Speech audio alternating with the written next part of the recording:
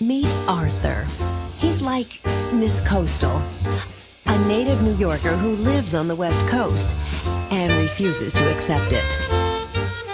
Have you seen what these people try to pass off as a bagel? It's like, it's like a new kind of comedy from one of the producers of Seinfeld.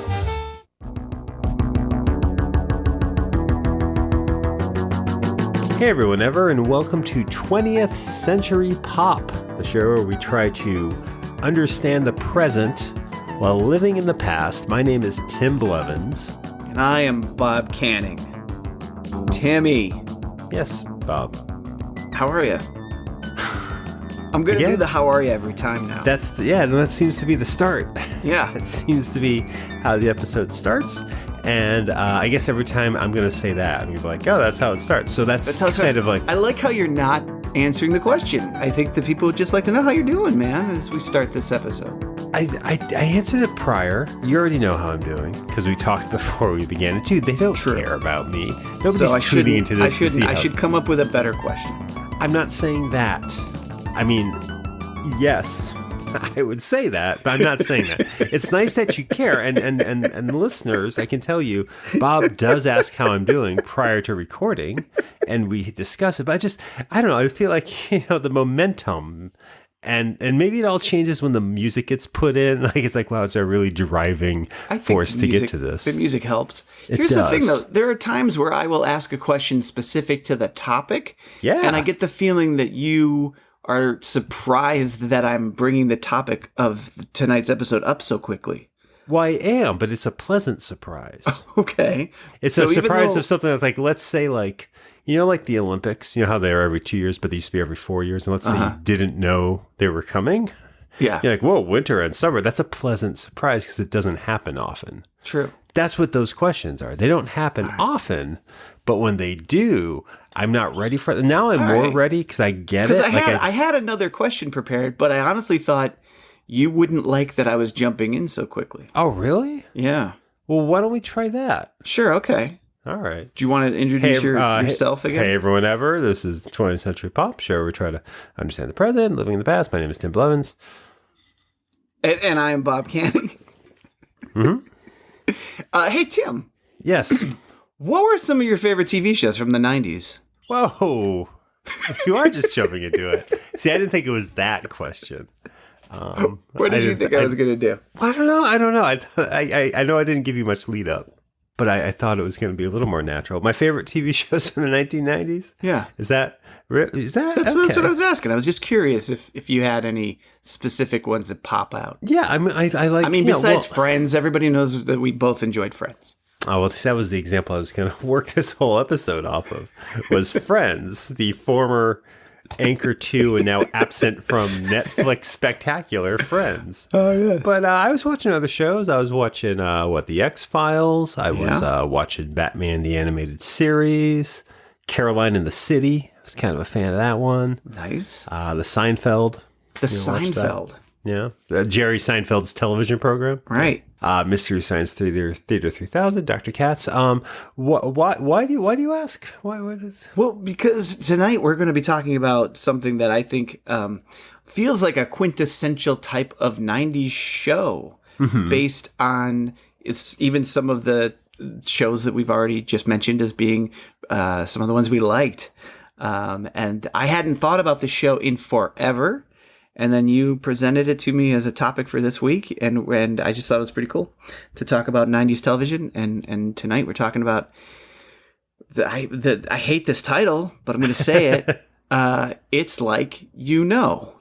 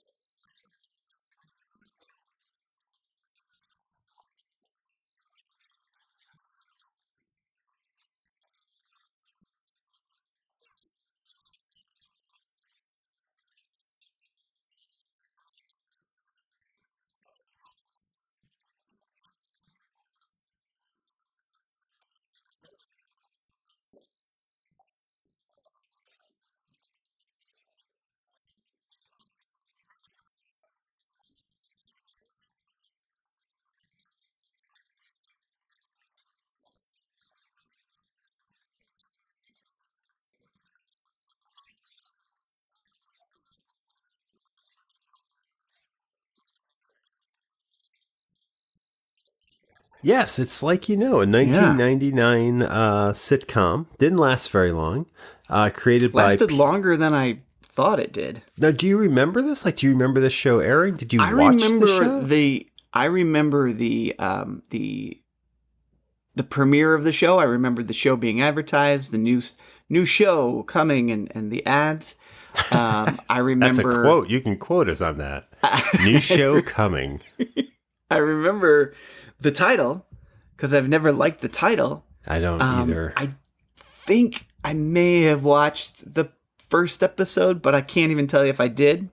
And I had totally forgotten about one of the conceits of the show and one of the actresses in the show until I rewatched it this morning.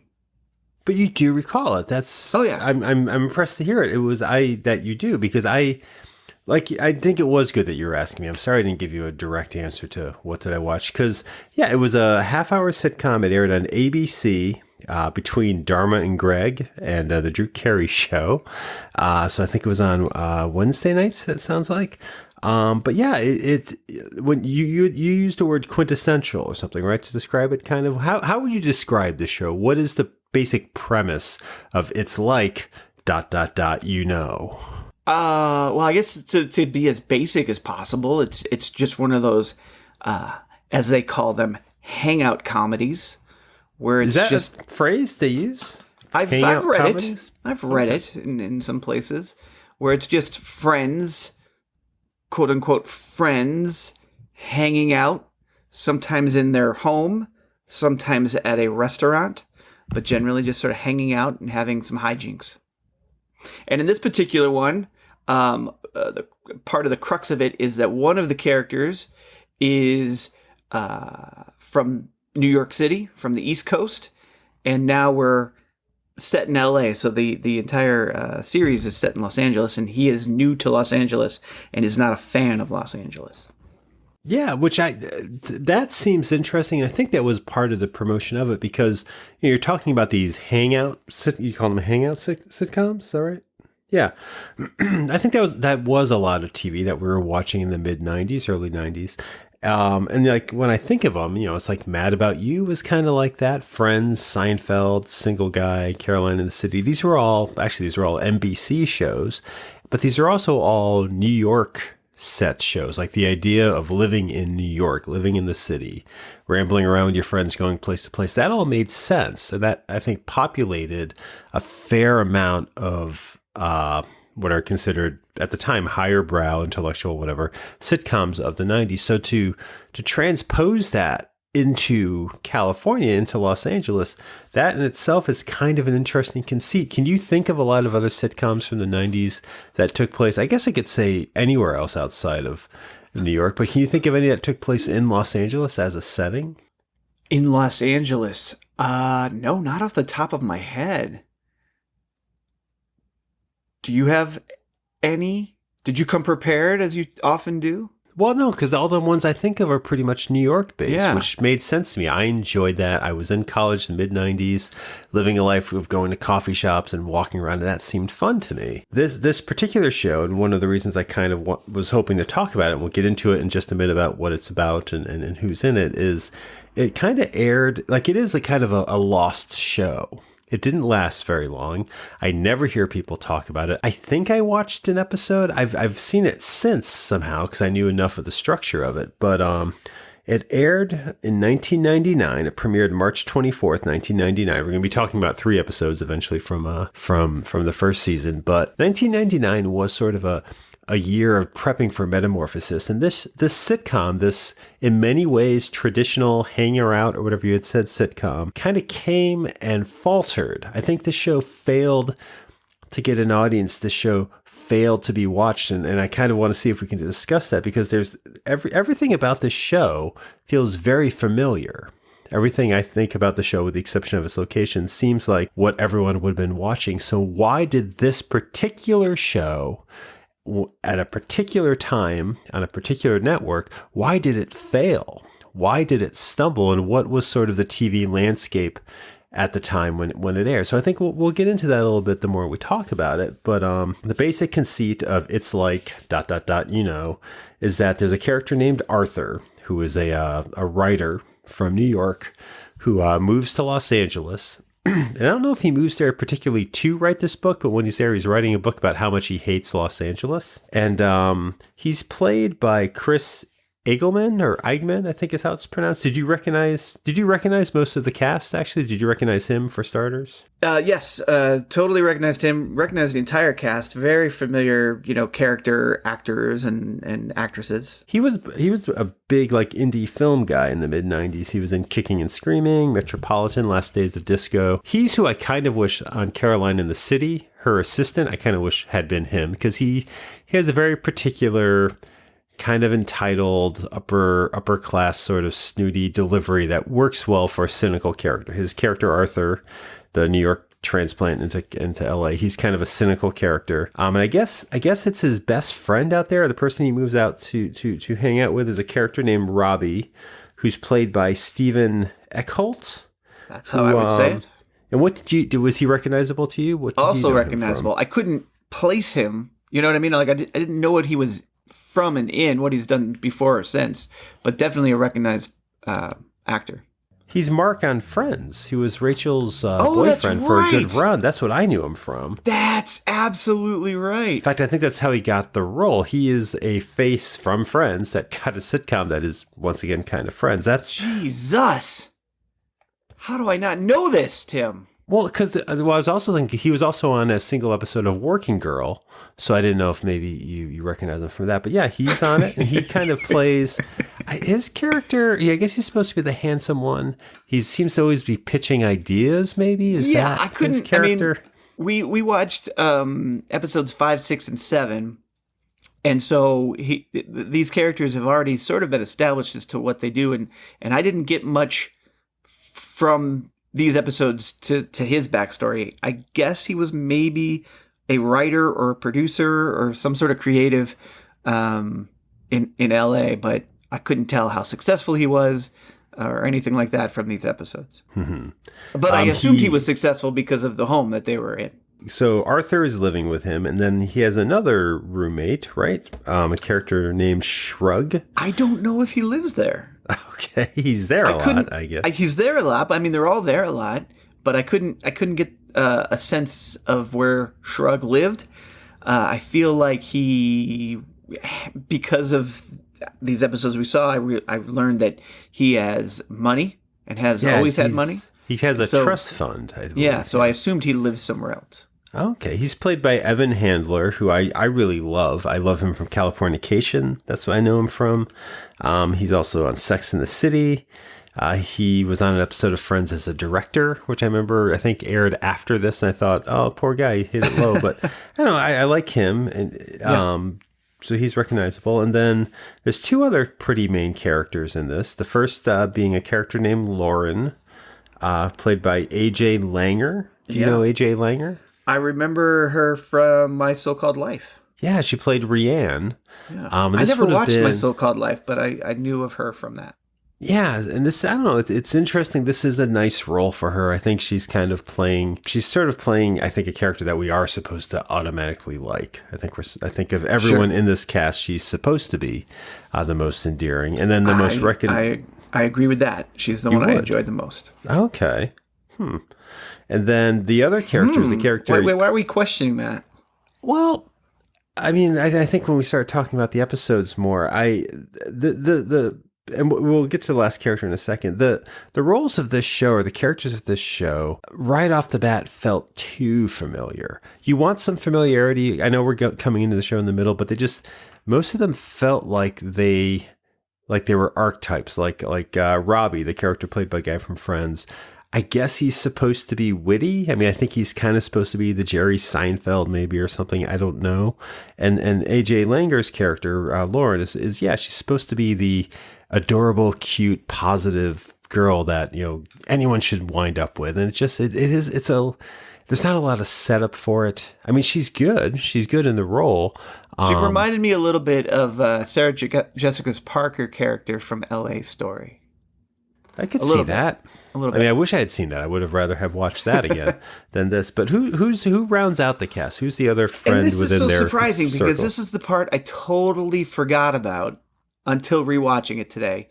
But the last actress is Jennifer Grey, famous for Dirty Dancing, Ferris Bueller's Day Off. Jennifer Grey playing Jennifer Grey, playing a version of herself, which I don't know if that happened much prior to this. I know it's happened a lot since. Well, I think it happens with every sitcom that came from a comedian. I mean, Well, Jerry I Seinfeld mean- was playing Jerry Seinfeld. No, I see. Now here's the thing. I don't see that. You don't see Seinfeld as being the same last name as the actor portraying Seinfeld? I never did. Not when I watched Seinfeld. Because Well, this isn't really Jennifer Grey. She's but playing see, a Seinfeld. The thing about Jennifer Grey though, Jennifer Grey was a movie actress first, and now we're in her. In a way, we're in her world. Is that our entrance into Los Angeles then? Is that how we I don't know if it's our entrance, but it's like now we're in what's supposed to be a real Los Angeles with real actors, and one of them, in fact, and some hangs out rear with these actors other too. characters. There's a few rear actors there. I thought I said real. He did. I'm sorry, I'm being a dick. Did you like that she was in it? Did you like this I like the conceit? idea of it. Yeah. I don't think it was executed well. I think she could have done it a little differently. She's good in comedy. She was on Friends. She was on 2 episodes of Friends, and she was good in those 2 episodes. Again, I think that got her this role as well. I mean, I get it. The show is, in a lot of ways, I mean, this show, just to give listeners, if you don't know an idea, this show is basically Friends and Seinfeld kind of mushed together, I think. Absolutely, I mean, it's not that those shows are polar opposites, but they do share a lot of the same DNA, and we'll get into how it is those things. But she can do comedy. The guy who played Mark on Friends, he played that role well. It was a different kind of role, but they can do it. Evan Handler and Chris Eggman, Arthur and the Shrug characters, I feel like they're the best actors in this. Sure. I mean, because they're both from, I think, other mediums. I think they work better in other types of movies, so they're bringing that into this writing. And the writing doesn't always work coming out of their mouths, but at least they're doing something interesting in their delivery. Because all this show has, and we're going to talk about 3 episodes. I'm going to have some trouble talking about these 3 episodes because all this show has is constant dialogue to push it along. All they're doing is talking and rambling, and that's not new. We get that on Seinfeld. We get that on Friends. That's the setup of these shows, but I think we had gotten it enough by 1999, and maybe it was starting to wear thin because on these shows, I mean, let's talk. The first episode we watched, what was the name of that episode? That was entitled The Client. The Client. Can you give a summary of what happened in this episode? I know that there was the title is in reference to the fact that AJ Langer is the actress. Lauren, the character Lauren, is a masseuse, at least part time. And I gathered from this episode that Arthur had a crush on her and has a crush on her, and did not want to get a massage from her because then he would become a client, and that would kind of prevent him from ever being someone that she might find intimacy with. And so he didn't want to get massaged because he didn't want to be the client. And so that was one of the storylines throughout. And then there was Jennifer Grey going on a date, and certain things happening along those lines with that date. And then that's all I think I can remember from that episode. Well, and then a character opens a detective agency. It's something that happens as your C plot. Yeah. A character opens a detective agency. But not for people, but for life's little mysteries. Yeah, a very surreal That's right. concept. The character is Shrug, who is independently wealthy, I guess is just bored and decides to open an agency for that. And that sticks. That continues through the series. That is a business that he runs. It's surreal, it's bizarre, and it doesn't fit, but we'll get to that in a moment. Yeah, the what you described is the whole episode, and there's really no structure to that. The plot is basically, Arthur, we're getting a Ross Rachel kind of thing with Arthur having a crush on Lauren, and then we get a chance to have this. All the show is conversations. They have this whole conversation about how he's going to be, like you said, the client. This whole thing where it's like, once you're a client, you can never be a friend. And this whole dissection of how relationships are supposed to work, how guys and girls, because it's a very heterosexual show.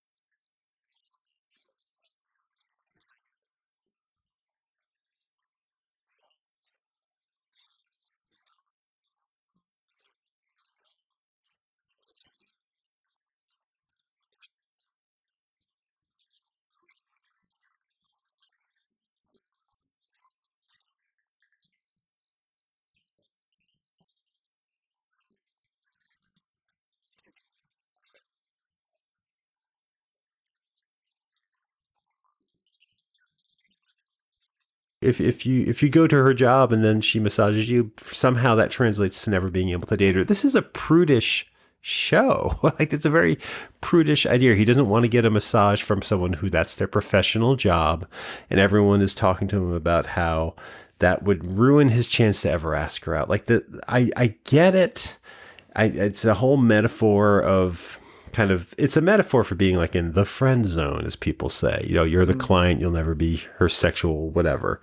And that felt very Seinfeld to me, that kind of conversation. But then, I mean, it was laughably ironic that one of Lauren's other clients was Larry David.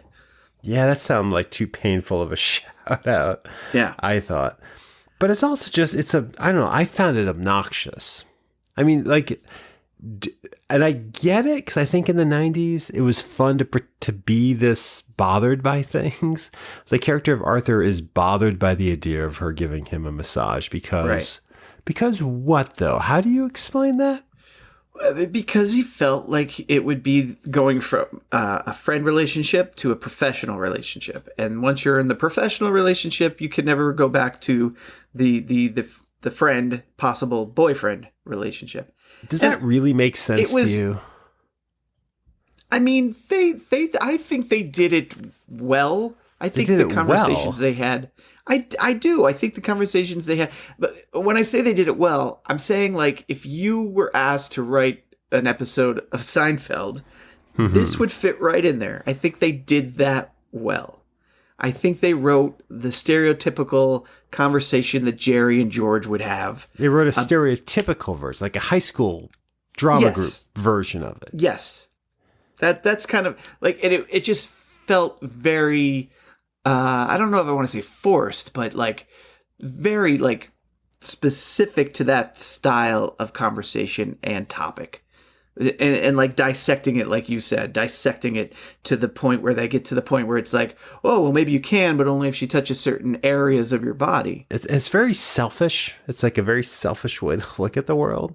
Because like your position in this relationship is one thing, and you want it to be something else. Like it's just, I get it. It's for comedy's sake, and it was a very 90s thing to do. Yeah, and a very 90s thing to hear. Is the show doing it badly, or is it just we had heard it enough by that point?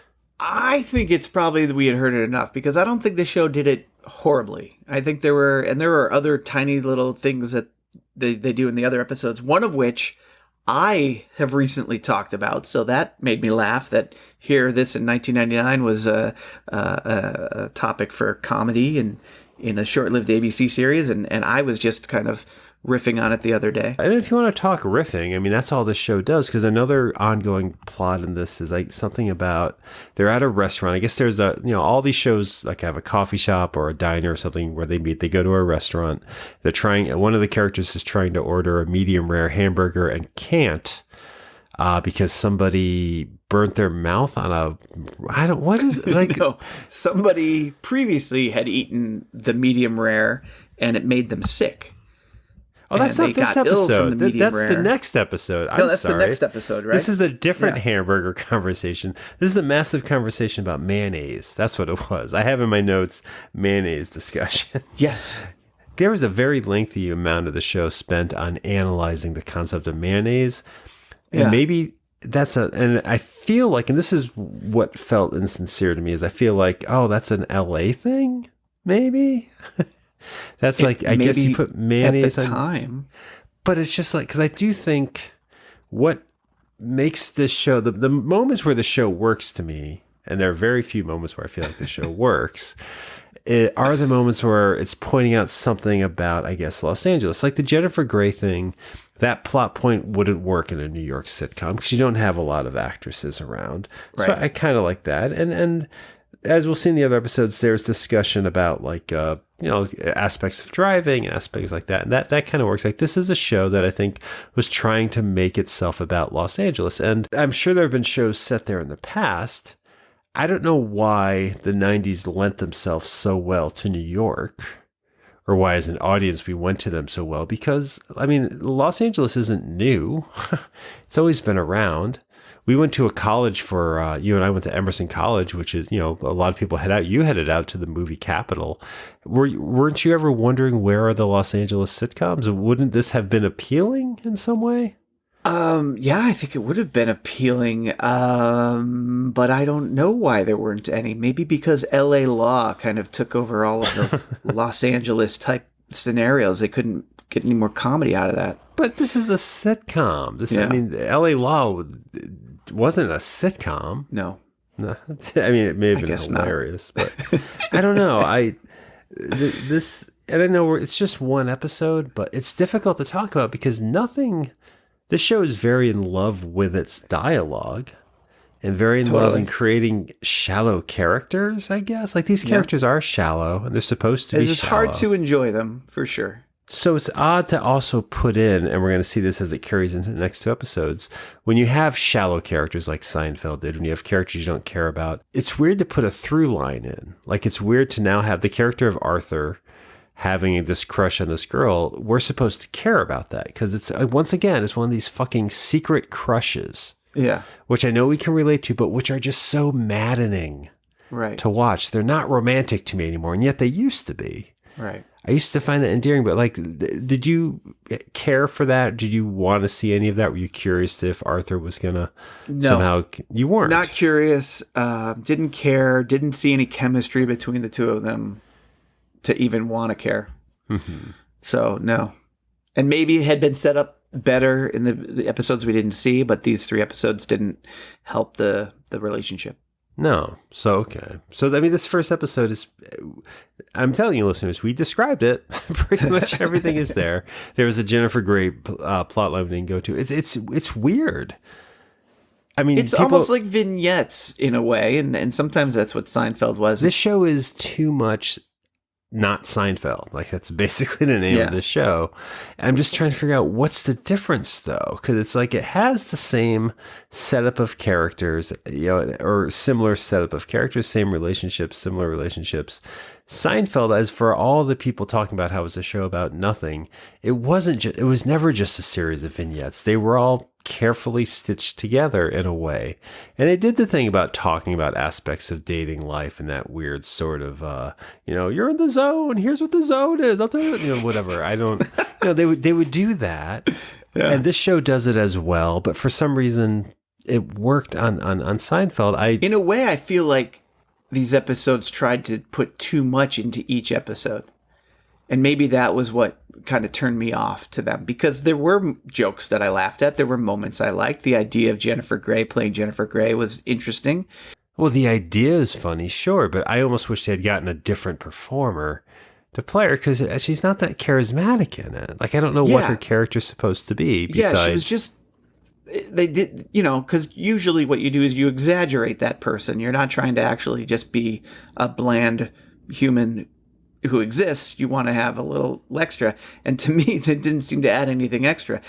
Maybe in that first episode they were making her seem, maybe she was more promiscuous than you might think she is in real life, but that really didn't hold or stick.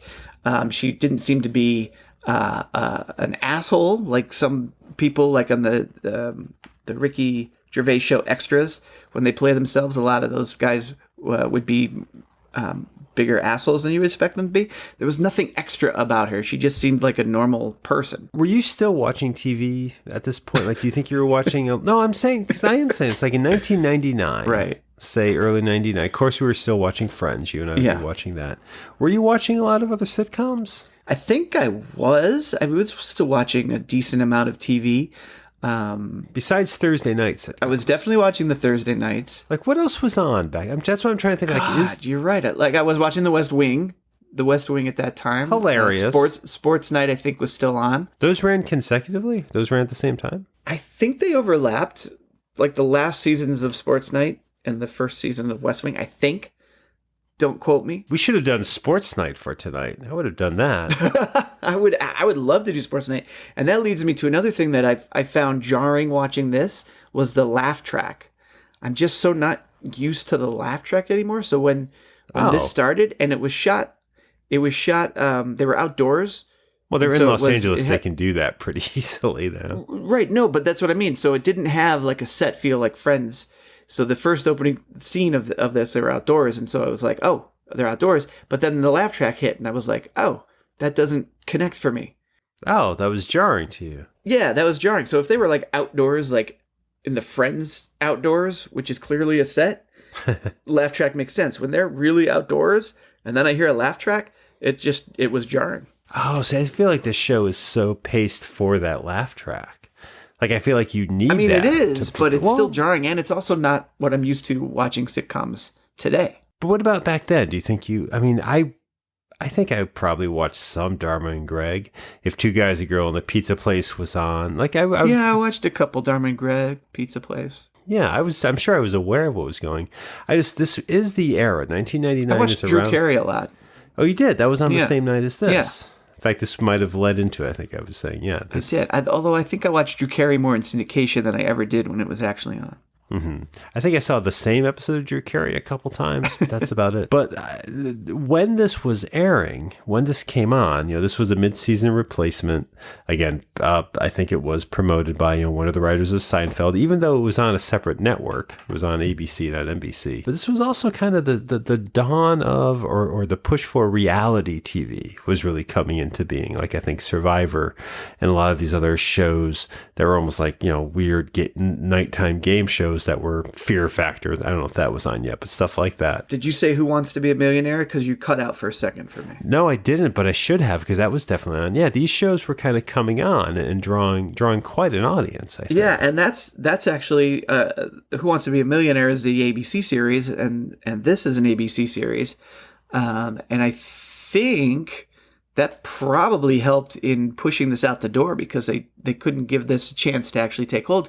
Because like Who Wants to Be a Millionaire took off and then was like on every night for a while. Why? Why was it on every night? Who wants to watch a game? I mean, we watch game shows during the day syndicated, but at night, that's like prime TV real estate. That was pushing sitcoms out. It did. The idea of a sitcom, something I spent so much of the 90s watching, because we watched a lot of half-hour sitcoms, I think. Yeah, we did. But I think it was starting to dwindle with this, and I don't know why. Talking about how we watched a lot of sitcoms, about young adults venturing off into the real world and making a life for themselves. Friends, Single Guy, Carolyn in the City. Inside Schwartz. Say again? Inside Schwartz? Inside Schwartz, of course, Tim. No, Inside Schwartz. But it's like we were doing the same, and clearly you and I have talked about this before. We wanted to be Joey and Chandler. We wanted to have that kind of hip, cool sitcom life. That dope and fresh life. Dope and fresh, man. And so we did that during college when we were introduced to these shows, and we tried to emulate it in a way after college, especially when we were living together, and just trying to create these moments and these scenes where in our head there was a laugh track going off and we were making the joke, and then there was that relationship and all this stuff that we were trying to create that. And I think maybe you and I had grown up and matured and gotten to a point where we knew that wasn't how life worked, and seeing it on TV over and over and over again wasn't really what we were into anymore. At 23? You think we had figured this out at 23? 20. I was 25, going on to 26 in 2000. So, yeah, I mean, I don't know if I figured it out. Maybe it wasn't conscious, but maybe subconsciously, it just wasn't the pull anymore.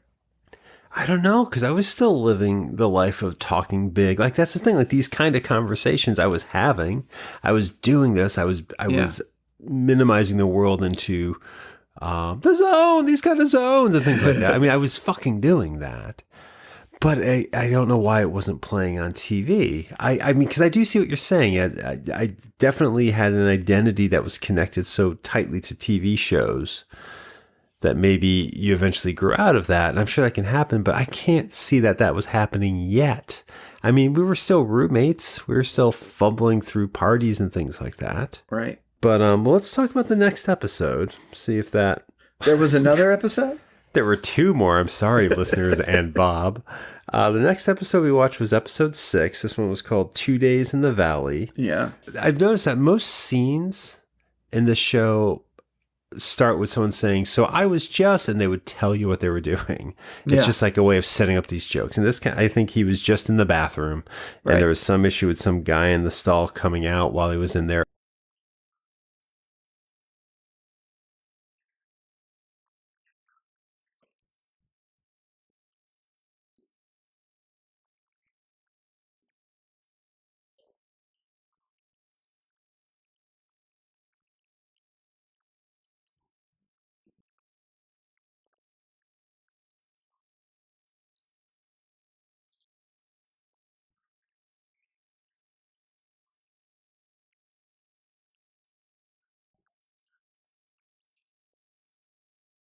Well, this was actually the bit that I actually had riffed on just recently.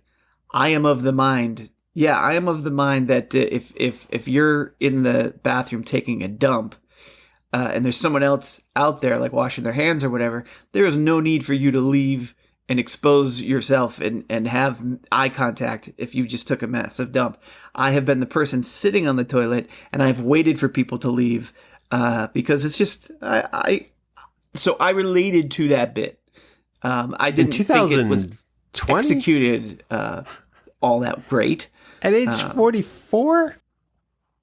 At age 44, yes. I have had that moment where I'm washing my hands and somebody who just had a massive, shitty, loud dump exits the stall before I am done washing my hands, before I've completed everything I have to do. And it's like, I didn't want to see who you were. And this is mostly at work, too. So it's like, I might know this person. I might work with this person. So now, do you really feel this, or was this your chance to, when it happened, No, I really you were feel able this. to tell I've a had this coworker conversation with my wife. I've talked, Really? I've tried to, yes, I've made. Is it a serious conversation, or do you make jokes? It's jokes. It's a joke conversation. It's a slightly serious problem that I have, but I do it in a jokey way. And so when they were doing it, I was like, holy shit, I'm still living a sitcom life, apparently. I guess, because it's essential to the plot. It intersects this whole idea about coming out of the stall. And I'm just like, it was one of those things, again, now when I look back, I'm just like, boy, sitcoms were shallow. And I'm sorry, I'm not passing judgment on what, I guess I am, but I'm not meaning to on what you said. But I'm just like, the amount of reducing people and judging people for simple behaviors that's all they can do. Right. Like, what are you going to do in a bathroom? You're going to take a shit. That's why those are in there. And you're not fooling anyone. No one's going to be like, I didn't know anyone took a shit. Like, it's just, I don't know, stuff like that. It's weird that comedy is built out of tearing people apart and saying it out loud as if, and when it happened on Seinfeld, I guess it hadn't been said before, but at this point we had 10 years of people asking us if we had ever noticed and telling us this little details. Sure. But this is the plot I was saying before about the hamburger. There's something about this is the hamburger. The restaurant they're going to can't do, and it's like, does this also happen? They got sued because someone claims they ate an undercooked hamburger, so now they can't do medium rare. No, I don't think that has ever happened. That's just sitcom shit. And so two of the characters who want a medium rare hamburger decide to get the information of who's suing. Because they want them to drop the lawsuit so they can get their hamburgers the way they like them. And they get the information and they go, and I guess this is, again, where the show being set in Los Angeles is something that should work for that. And I wanted to ask you, did this seem weird to you? Because the couple, the person they're going to visit who's having a lawsuit lives in Van Nuys. Yeah, where I used to live, Tim. Where you used to live, yeah. This idea of San Fernando Valley and all the characters in Los Angeles are terrified with the concept of going there. I thought this was funny. The other preconceived notion that it's like the Wild West out there. Nobody goes to the valley.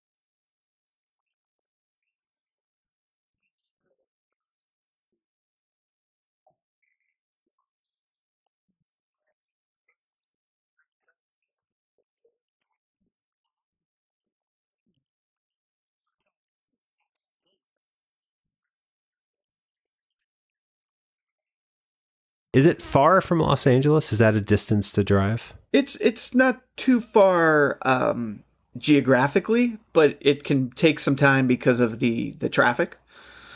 Yeah, it's not, depending on where you go in the valley, it's not really all that far and out of the way. Although, to be honest, actually, most people in Los Angeles, because Los Angeles is so spread out, most people do stick to where they are. And so if you do need to go to the valley, it's a pain in the ass. But is it considered this horrible place to go to? Generally, I mean, maybe it was at some point. I think there are people who grew up in the valley who love the valley. I don't have a problem with the valley. I get why the valley is a separate thing. And I get the heat joke that was in this episode. The temperature in the valley can be vastly different from just over the hill in Hollywood in Los Angeles. But yeah, the show itself, and maybe that was different in the 90s, but the one or two moments that we saw in the valley, in the house there, and the people from the valley, it's not really valley people and valley settings. It was more like it was more redneck than the valley, actually. That's how I was taking it. I was wondering, is that how it's set up? No. I know sitcom plots exist. There are plots where, it's kind of like, I got a date, 2 girls on the same night, but I keep switching which, like they're ridiculous plots. I get the conceit of them. There's logic to it. There was no logic. This particular hamburger plot had so much setup, so much explanation, and just didn't make sense ultimately. Well, the character of Arthur goes on a date with this girl to get her to drop the suit, but it's not a date because everyone's there. It's just a chance to talk about cheeseburgers. Like I don't get it, actually. I don't understand. It's weird to be perplexed by a plot that has no plot, but that's exactly what was happening with this show. Yeah. It was hard to get a vibe for the show because they seem to want to set it in a sort of reality by having Jennifer Grey play Jennifer Grey, and by having, the settings seem real and the people seem as real as possible to an extent. But then the vibe of it and the stories and the dialogue had it have a more surrealness to it. In the episode before where he was the detective, I think it ended with some sort of black and white noir. Oh, they do like a film noir thing, yeah. Yeah, and there was also a line from that episode that I thought was kind of funny. There had been the buildup of the mayonnaise and how he didn't want mayonnaise, and it's an LA thing to have mayonnaise. And then Lauren's character ordered a hamburger, and she's like, I'd like that with mayonnaise. And the waiter was like, oh yeah, it comes with that. And she goes, okay, well then extra mayonnaise. And he goes, yeah, it comes with that. Yeah, I like that tone. Yeah, that tone was great, because then he asked Jennifer Grey what she wanted, and she said just the mayonnaise. And that tone, like, that's not a real thing. That's ludicrous, but it was funny. It was really funny. I liked that bit. And so there were moments from the show and all 3 of these episodes that we watched where like that vibe came out, where it was just silly. But then you try and base it in this real world type of thing, and it just didn't click. It didn't connect. But you had said something, as my voice cracks, you had said something at the start of the show where A.J. Langer's character, Lauren, reminded you of the movie L.A. Story. Sarah Jessica Parker in the movie L.A. Story. And L.A. Story, I did an episode on it by myself once. That's my favorite movie. But it's a good episode, people. Check it out. Tim, link it. Put it in the show notes. Get those numbers up to 7, people. But no, the reason I'm referencing it, L.A. Story, which a lot of people compared to Annie Hall when it came out. It's a Steve Martin romantic comedy from 1991 set in Los Angeles. And I saw it when I was in 10th grade, fell in love with the movie. And part of what I liked about that movie was, and again, it's because of the coast where I grew up. It's because of where I grew up, but I think it worked. Like Los Angeles was mythical to me. New York was too, but I could picture New York because I'm close enough to it being in New England. Los Angeles was a different world. I didn't know what it looked like. I didn't know how people got around. And it was, magical because that's where Hollywood was. And that's where movies were made and celebrities were and all the cool religious cults were there and all the zany practices and psychology was all coming from there. And in LA Story, they present that in such a fanciful way. Like it's not, I'm having since visited Los Angeles, it's not exactly accurate. It's magical, it's exaggerated the way it's presented in the movie. But it's based off of someone's real experiences and real passions for living in Los Angeles. And there seems to be enough jokes in it that are like, yeah, you have to be in Los Angeles to get it. So whatever. So then that's fun. And it's exaggerated. All of those things. That could have been your show. This show is too much the characters from Friends or the characters from Seinfeld in the sun. Yeah. I had written down a couple, because the other thing that I didn't want is a show called It's Like You Know. And so I had written down some alternate titles, and one of them was Friends in Los Angeles, These Friends of Mine in Los Angeles, and then also Seinfeld in Los Angeles. No Inside Schwartz in Los Angeles, though. No, not this time. I mean, I guess Los Angeles could very much be the environment. Like it's probably hard on a sitcom. Yeah.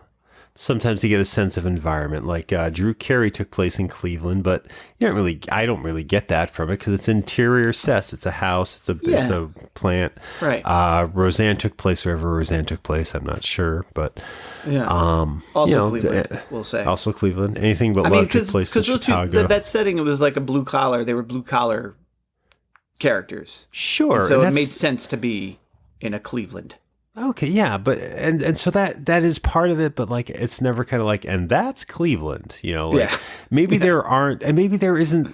I don't know, because Howard the Duck takes place in Cleveland. I couldn't tell you that's what it was in the movie. Okay. Maybe not every city has its noticeable brand or whatever. Right. New York, I feel like you can get New York. And I feel like you would get that in these sitcoms. Friends and Seinfeld, while probably very exaggerated versions of New York, gave me, at least as a TV audience, insight to an environment that I hadn't seen before, even though plenty of shows had been set in New York. I think that was an important new thing that shows did in the 90s. Do you think Frasier pulled off Seattle?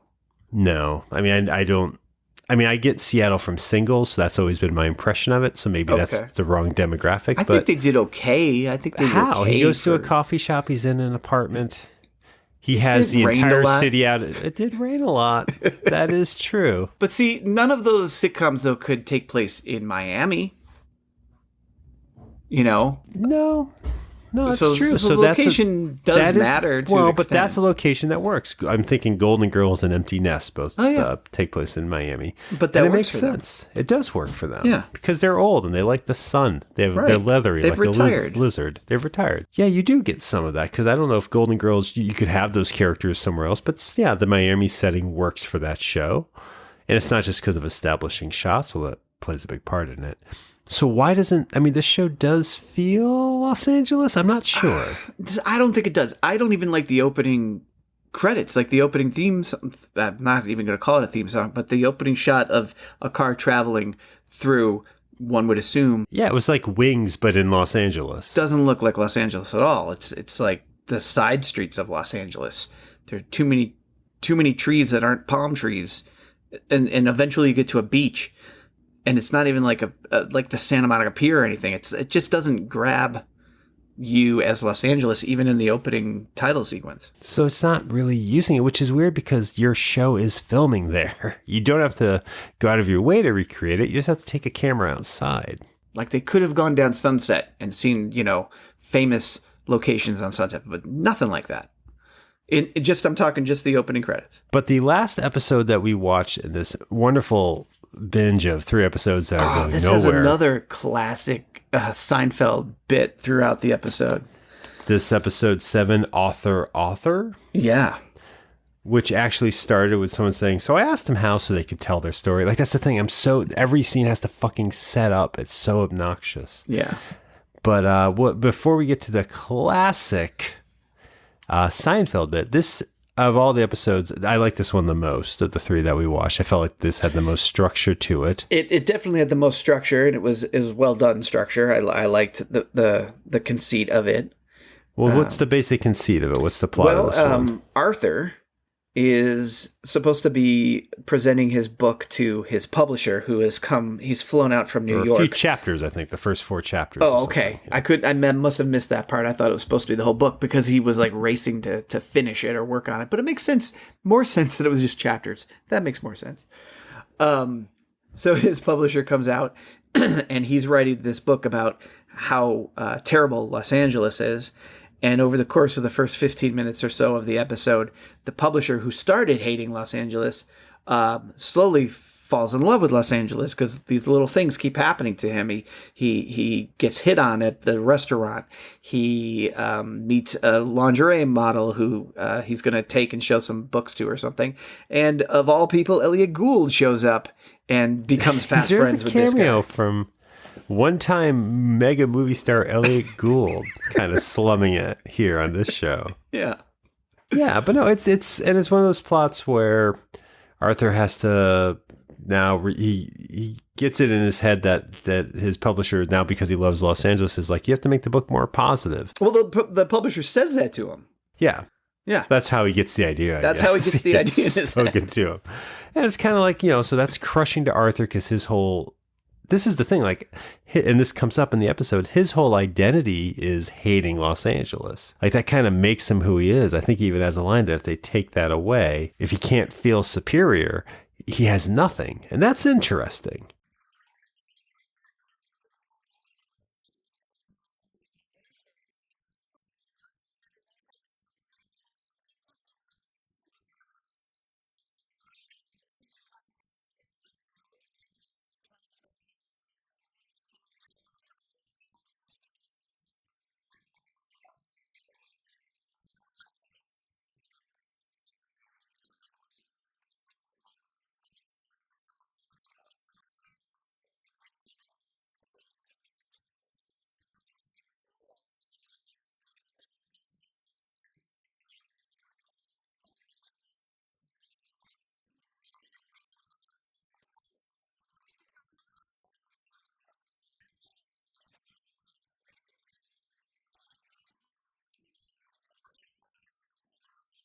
I feel like that's a classic, interesting character trait. That's an involved character's trait. It also plays into, in this episode, he and Lauren are having a discussion, and somehow that whole conversation makes, I think he's telling Lauren that she doesn't get something. Like there's a question of intelligence level that comes up. Is that this episode? That is this episode. That's the Seinfeld bit. Oh, how so? Well, because they have a back and forth where they're agreeing with each other. And then she says, and I'm just as smart as you are. And instead of continuing to agree with each other, he takes a sip of his coffee. So he does not agree with her. And that's his way of not saying that he's smarter than he is, but just avoiding it. And then throughout the episode, there are situations where different characters say something to someone expecting a positive reaction. And all they do is sip the glass of water. And that goes on throughout. Is that funny? Okay. Well, I don't know if it's funny. But it's classic. Okay, yeah. I mean, that plot line, though, I feel like what he's doing in this question of intelligence, like, I liked that. I'm like, well, that's character driven. You know, that's giving us some reasons that these characters, they're growing, they're figuring themselves out, and it's something I could relate to.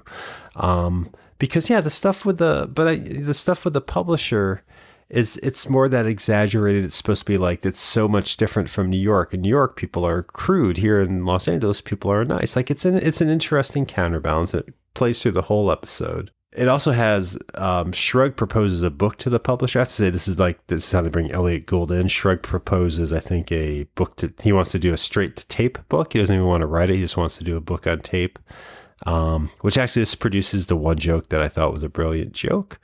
That he offers a type of proposal for this book, and then Jennifer Grey points out that would defeat the purpose, which I thought, that's funny for an audiobook. But okay, it's funny in conversation right now.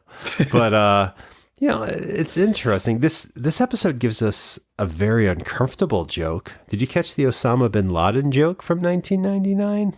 Yeah, I did. Yeah, that was weird, right? Someone makes a joke of bin Laden done that. Yeah.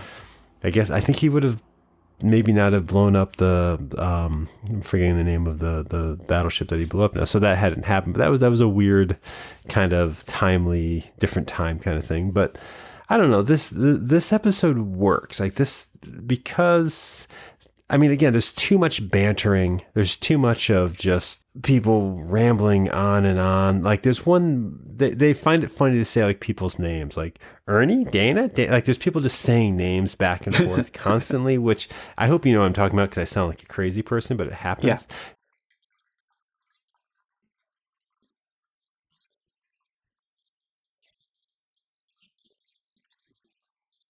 Like, that stuff's annoying, but the stuff about the New York versus LA thing, which I feel like should have been the crux of the show from the start, that should have been something you get tired of after a few seasons.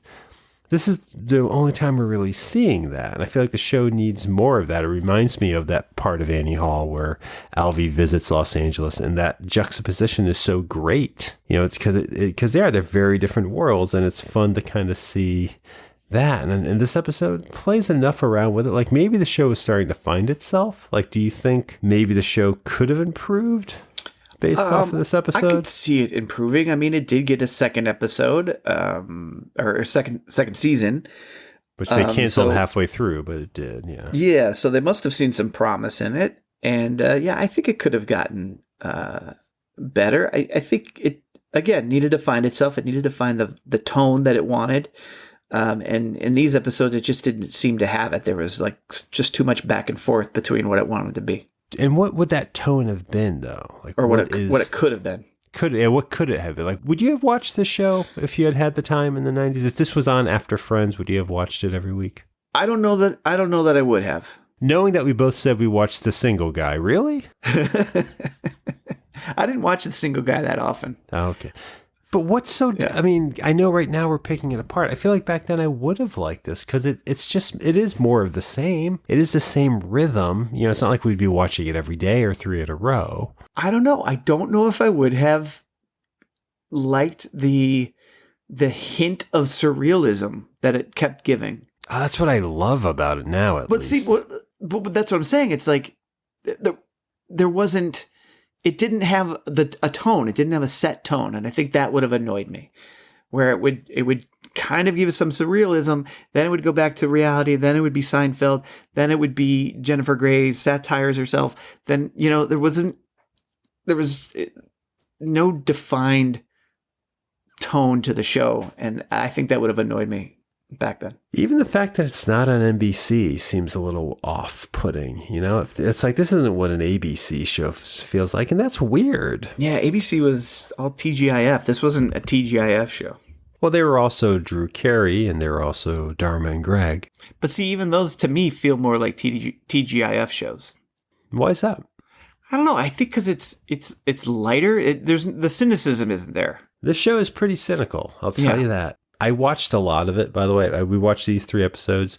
I watched probably about 5 more. Did you want to like it? Like, were you searching for joy out of further episodes? Well, because there was something familiar about the show still.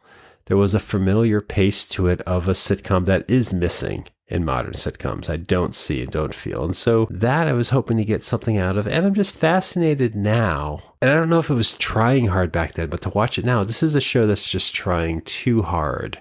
Trying too hard to be cynical, trying too hard to not play your heartstrings, trying too hard to seem detached, to be smug. And I'm just like, the moments that really work are when that slips. The moments that really work are those moments where you're seeing a little bit of the character or a little bit of the city. And yeah, I don't know. I mean, I love sitcoms. I really do. I love the laugh track live audience medium of a sitcom, or thought I did. And now sometimes I wonder, does it dumb it down? Does it make it hard to do certain jokes, to do that? Like Friends. And I know it's off Netflix. That was how I was going to open the show. I was going to ask if you're missing Friends now that it's off Netflix. But I was rewatching those on Netflix a bit, and that I started noticing that there is a pacing with that live audience where you probably don't get a chance to do certain things, that you lose a little bit of because you have to follow the rhythm. But I think that's fine. I mean, like, I think sitcoms exist to be entertaining within that half hour. And the idea of a serialized, prolonged romantic story in a sitcom was new and it's interesting and I liked it. But I don't know. I guess at the end of it, I'm let down that this show wasn't funnier, which is weird. This show doesn't owe me anything. No. And I'm let down that I chose to talk about it because I think we talked into the ground. Well, I'll give you the next topic then. We'll have it fall on me for next time. Readers will appreciate that. Listeners will appreciate that. Readers, they're fine, but listeners will appreciate that. But if you appreciated this episode, were you done? Do you think you're set? Oh yeah, good? I was done like 20 minutes ago. Oh shit, this is so bad. Listen, if you want to hear an example of a good episode, if you want to hear when the show is firing, this what was it a sounds good like, episode. You don't know that. I know do it know wasn't. that. Well, really? Yeah. What was good about this episode? What was the good? Name two good parts of this episode. It's like, just one of those great. I know. Are you proud of that? No. Are you proud of that? That's the one thing we didn't talk about in this episode is how that catchphrase had to be in every episode. Did that stop? You've watched 5 more episodes. No, they do. That matter? They keep it up. Oh man. they keep that one going. That hilarious joke going. And if you like hilarious jokes, you can keep this show going by supporting it. How? By visiting 20popcast.com, the main website for the show. The most recent episode is always up there streaming right on the homepage. Also, there's links to all of our past episodes, so you can listen to those. There's also options to subscribe to the show, which I, despite this episode, would suggest that you do. On Apple Podcasts, Stitcher, however it is you get your podcast, you can probably find us there. Subscribe. Listen, let us know what you think. Drop a little review if you can. It always helps. You can follow us on Instagram at 20popcast. Twitter, it's the same at 20popcast. So yeah, there's that. Bob? You could follow me on Twitter at RHCanning. I would like to know if you have a favorite late 90s sitcom that nobody ever talks about anymore, that maybe was too short-lived. There's got to be more. I imagine there's more. And we're going to talk about each and every one of them on their own individual 64-minute long episode in these coming weeks. That's what we're going to do. That's what the show will become. I encourage that. Also, we'll know who listens to the end of the episode. Whoever will tweet me another lost sitcom, we will make that a future episode. If we can get access to watch it. If we can have access to it. And if it's not Inside Schwartz. I hope it's Inside Schwartz. Oh God! I hope it's this show again. What was the name of the show? Herman's Head. Well, that Herman's predates Head? these shows. Yeah, that's early '90s. That has Lisa Simpson's voice. Yeah. Was on that. I think. I think what's her name who played Ross's ex-wife was on that too. I think she was one of the leads. That's what Herman's Head. Was there another show where you see the inside of somebody's brain and thoughts? There was one with a little Sam Kinison. What was that one called? It was like he had a little Sam Kinison. Well, I don't think it was Little K. No. I don't remember what it was called. But it was like a voice on his shoulder, Sam Kinison, that would shout at him. Jeez. There was a show called Whoops about the nuclear apocalypse. What about the Chris Elliott show? I never watched that, but people seem to I really watched like some of that. I enjoyed that show. What about Duets? Did you ever watch Duets? I don't know if I did watch Duets. Was the Andy Richter show in the late 90s? Andy Richter Controls the Universe? That was in the 2000s. That was much later. I love that show. Because Paige Brewster was on it. Damn right. But also because Dan Aykroyd was on it. You know, from Ghostbusters and Soul Man. He had a sitcom for 1 year called Soul Man. It was a spinoff of Home Improvement. He played, surprisingly, a minister. And I think he sang the theme song, Soul Man. Oh, that's right. He was a minister. That was a spinoff? Yes, because he appeared on an episode of Home Improvement. Wow. And then he got that. Yeah, Dan Aykroyd doing some sitcoms. Weird. Damn Aykroyd. Damn this show. This was awful. No, you're going to find that it was very good, and you're going to leave this part. Find this? You self-deprecate at the end of every episode, Tim. So yeah, and most of them have turned out well. The most recent Christmas episodes one didn't. Okay. And I fear that because this one nobody knows this show. But that's why it's going to be interesting, and people will listen and they'll seek it out. They'll watch more episodes than you and I did. Well, you're welcome, makers of that show.